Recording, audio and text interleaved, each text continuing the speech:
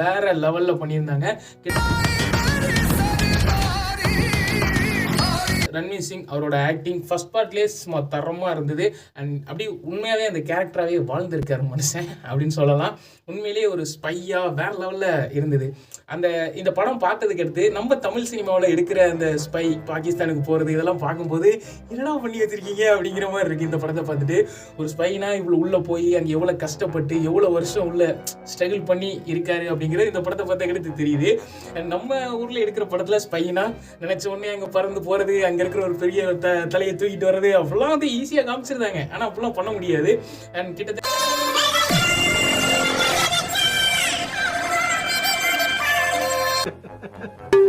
என்னடா 20 வருஷத்துக்கு மேல அங்க உள்ளே இருந்து அங்க இருக்கிற அரசியல் திட்டங்களுக்குள்ளே நுழைஞ்சு ஒரு இந்தியன் பாகிஸ்தான் ஆள போறான் அப்படிங்கிற ஒரு இடத்துக்கு வந்து மாஸ் காட்டியிருக்காப்புல துரந்தர்ல. பாகிஸ்தானோட தலையெழுத்த இந்தியா தான் முடிவு பண்ண.